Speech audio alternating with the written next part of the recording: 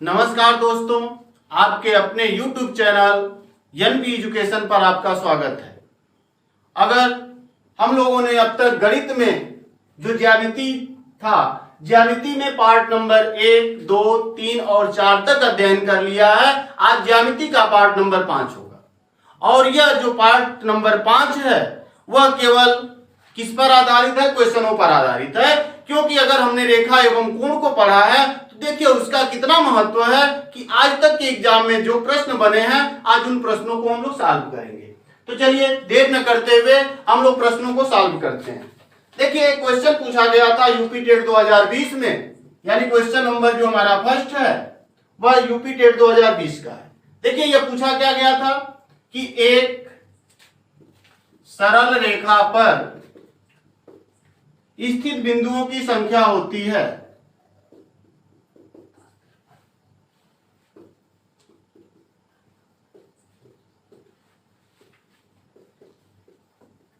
कब पूछा गया था भैया? 2020 में, कि एक सरल रेखा पर कितने बिंदु स्थित होते हैं। तो देखिए आप ऑप्शन क्या था? ए था 2, बी था 1, सी था 0 और डी था असंख्य। तो आप बताइए एक सरल रेखा पर कितने बिंदु होते हैं? तो आपने जब रेखा को पढ़ा था तो आपने पढ़ा था कि एक सरल रेखा पर असंख्य बिंदु होते हैं या अनंत बिंदुओं से एक रेखा बनती है। तो आप कह सकते हैं ना कि एक रेखा पर कितने बिंदु होंगे? असंख्य बिंदु होंगे, अर्थात ऑप्शन नंबर डी सही हो गया। चलिए अगला क्वेश्चन देखते हैं। देखिए यह क्वेश्चन नंबर 2020 के यूपी टेट में पूछा गया था। अगले क्वेश्चन की हम बात करते हैं, आ जाइए।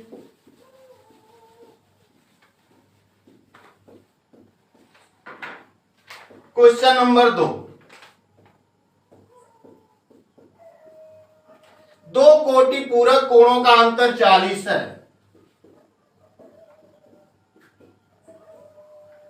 दो कोटि पूरक कोणों का अंतर 40 अंश है। दोनों कोण होंगे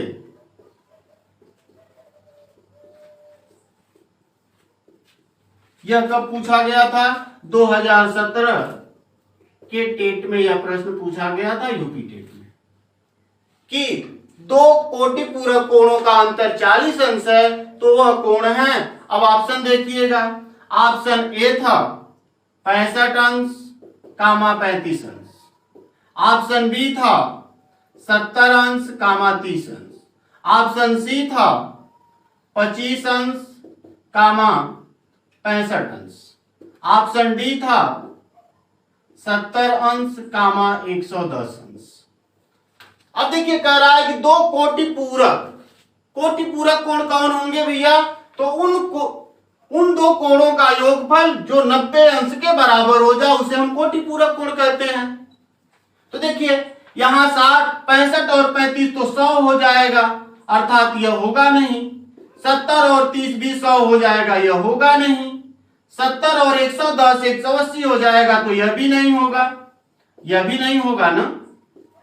तो यह सब नहीं होंगे, तो होगा तो यही। लेकिन देखिए क्या अंतर 40 अंश है? हाँ, 65 में अगर हम 25 घटाएंगे तो अंतर 40 हो जाएगा और इनका योगफल भी 90 अंश है, अर्थात यही वाला होगा। तो ऑप्शन आप तुरंत कर सकते हैं कि ऑप्शन नंबर कौन सही? सी वाला सही।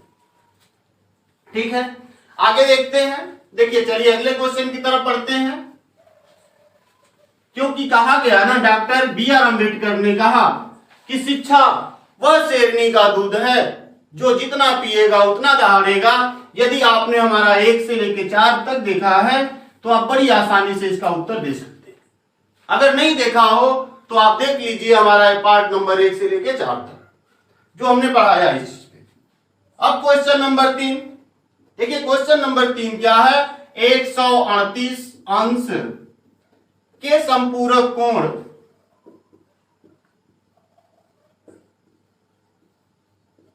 180 अंश के संपूरक कोण का कोटि पूरक है, का कोटि पूरक कोण है। देखिए कह रहा है कि 180 अंश 138 अंश के संपूरक कोण का कोटि पूरक कोण है। यह कब पूछा गया था भैया? 2016 के डेट में पूछा गया था। ऑप्शन सुन लीजिए। ऑप्शन ए था 42 अंश, ऑप्शन बी था 48 अंश, ऑप्शन सी था 38 अंश, ऑप्शन डी था 90 अंश। कौन सा होगा? तो अब कहेंगे 138 अंश के संपूरक कोण का मान कितना? आ जाइए, यानी कि 138 में हम कितना जोड़ दें कि 180 हो जाए, क्योंकि दो कोणों का योगफल 180 अंश हो जाए तो संपूरक कोण का लाएंगे ना। जोड़िए। तो आप कहेंगे अगर हम 42 अंश जोड़ देते तो कितना हो जाता? 180। तो 138 का संपूरक कोण कितना हुआ? 42 अंश। अब 42 अंश का कोटि पूरक कितना होगा? मतलब 42 अंश में हम कितना जोड़ दें कि 90 अंश हो जाए ना। चलिए देखते हैं। या फिर आप 90 अंश में से 42 घटा लें तो भी पता चल जाएगा कितना होना चाहिए। 10 में से 8 2 जाएगा 8, 8 में से 4 जाएगा 4, अर्थात 48 अंश, जो ऑप्शन नंबर कहां दिया गया है भैया? बी में दिया गया। ठीक है, चलिए अगले क्वेश्चन की तरफ चलते हैं।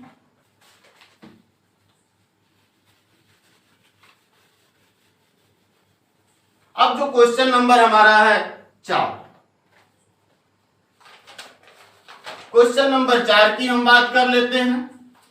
देखिए वह कोण ज्ञात कीजिए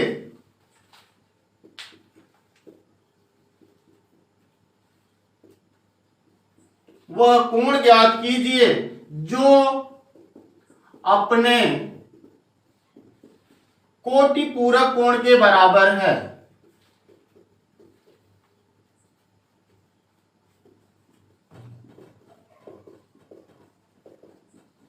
कह रहा है कि वह कोण ज्ञात कीजिए जो अपने कोटि पूरक कोण के क्या है? बराबर है। ऑप्शन सुन लीजिए, यह 2013 में पूछा गया था। ऑप्शन जो ए था वह था 90 अंश, ऑप्शन जो बी था वह था 60 अंश, ऑप्शन जो सी था वह था 45 अंश, और ऑप्शन जो डी था इनमें से कोई नहीं। कौन होगा? मतलब दो ऐसे बराबर कोण जिनको जोड़ने पर क्या हो जाए?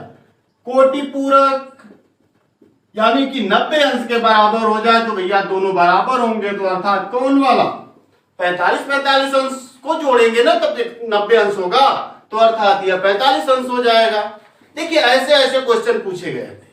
अगर आपने मन से पढ़ा है तो ऐसे क्वेश्चनों को एकदम चुटकियों में आप सॉल्व कर लेंगे, कोई समस्या नहीं। चलिए अगले क्वेश्चन की तरफ चलते हैं। अब क्वेश्चन नंबर जो हमारा होगा 5। देखिए बहुत आसान सा पूछा गया था 2011 के डेट में। 270 अंश माप का कोण एक उदाहरण है। 270 अंश माप का कोण एक उदाहरण है, यह क्वेश्चन पूछा गया था। समझ लीजिए क्वेश्चन में क्या था। क्वेश्चन ऑप्शन ए था न्यून कोण का, ऑप्शन बी था अधिक कोण का, ऑप्शन सी था समकोण का, और ऑप्शन डी था प्रतिवर्ती कोण का।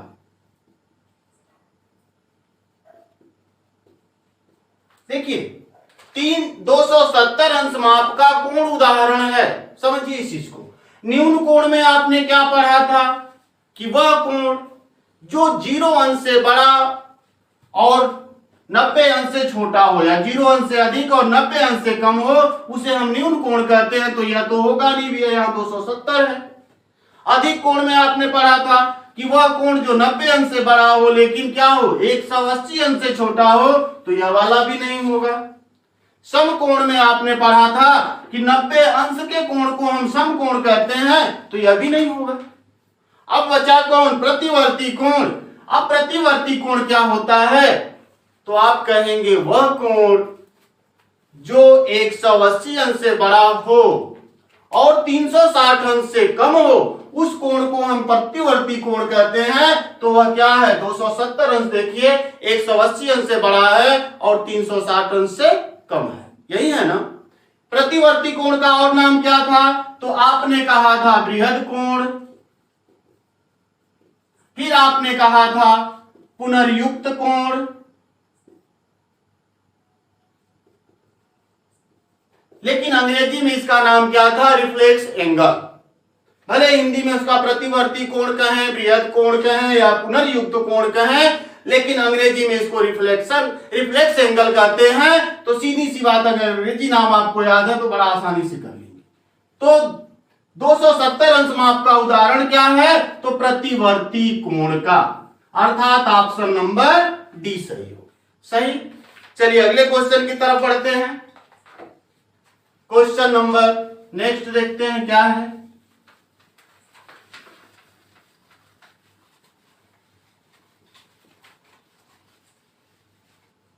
चलिए अगले क्वेश्चन की बात करते हैं। देखिए यह क्वेश्चन भी 2011 के टेट में पूछा गया था, यानी क्वेश्चन नंबर 6। दो समानांतर रेखाओं के बीच की दूरी,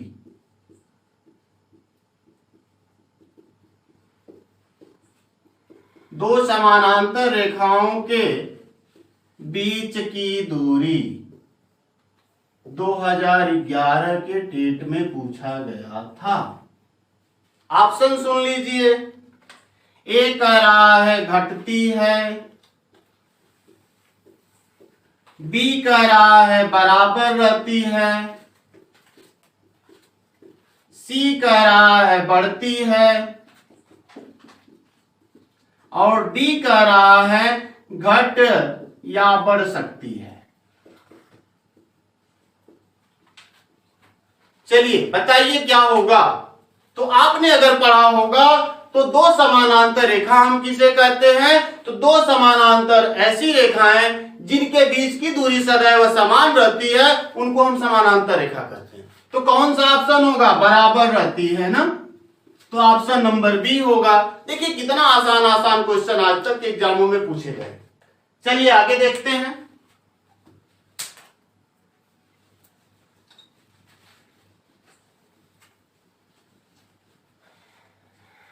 देखिए अगला जो क्वेश्चन है, आ जाते हैं। अब यह जो क्वेश्चन पूछा गया था भैया बिहार टेट में पूछा गया था। देखिए क्वेश्चन नंबर 7, दिए गए चित्र में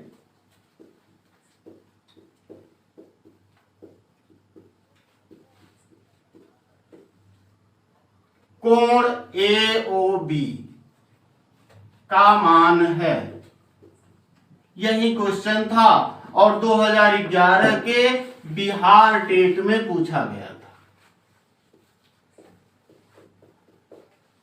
सोचिए यही क्वेश्चन था। चित्र देखिए क्या है, तो आप कह सकते हैं कि चित्र था यहां PQ और यहां था RS, ठीक है। और यहां देखिए ऐसे मिला दिया गया था जिसका नाम A था और यहां B था, यहां O था, और कहा गया कि यह कोण 45 अंश का है और यह कोण 60 अंश का है। तो इस कोण का मान बताइए कितना होगा। अब देखिए यह एक रेखा पर कितने अंश का कोण बनता है? तो आप कहेंगे 180 अंश का, जिसमें दो कोण दिया है 45 और 60। तो आप घटा लीजिए 180 अंश में से किसको? 45 और 60 मिलकर कितना? 105। तो 105 को घटा लीजिए तो आएगा 75 अंश। अब देखिए ऑप्शन क्या था, ऑप्शन थोड़ा सा लिख लेते हैं।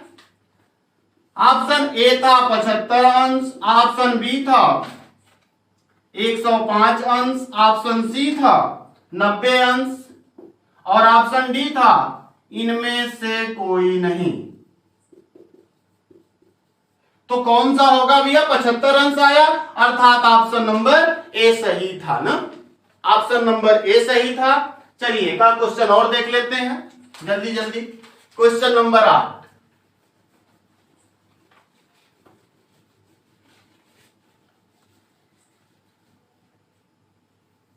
चलिए क्वेश्चन नंबर 8 की बात करते हैं हम, और यह पूछा गया था रीट वाले एग्जाम में। दो सरल रेखाएं